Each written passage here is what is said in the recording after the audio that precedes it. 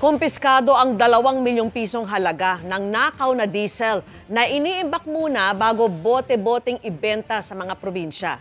Na-trace po yan dahil sa nabistong paihi sa Valenzuela kung saan 2 ang arestado.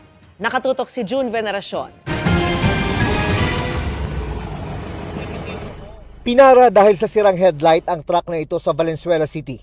Pero nang inspeksyonin, may napansin ang mga operatiba ng PNP Highway Patrol Group. Ito po ay chinek po ng ating pong highway patrol team. Ang banggit po ng driver ay ito daw po ay used oil lang. Ang tumatapo, no? Mga paihi ito. Pero hindi pala talaga used oil ang tumatapon, kundi 7,000 litro ng diesel na di dokumentado at di pa na proseso. Inaresto ang driver at pahinante ng truck.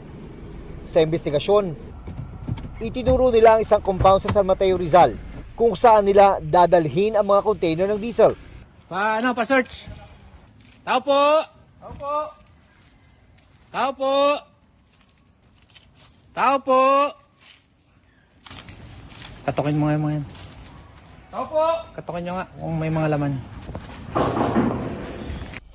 Nadiskubre roon ang 8,000 litro naman ng diesel na di rin dokumentado at di pa na proseso at nakalagay sa mga container at 4 na tanker truck. Sa kabuuan, 15,000 litro ng diesel ang nakumpiska na nasa 2 milyong piso ang halaga.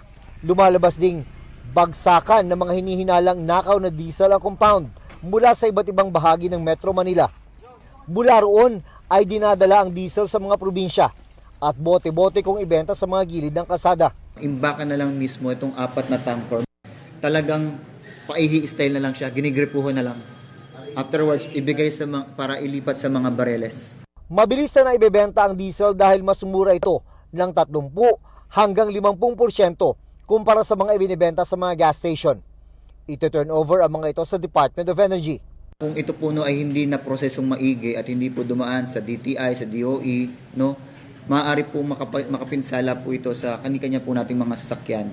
Wala pang pahayag ang 2 suspect na nasa kustodiya pa ng PNP HPG. Iniimbestigahan naman ang nagrenta sa compound para malaman ang papel niya sa iligal na operasyon. June Veneracion, Nakatutok, 24 Oras.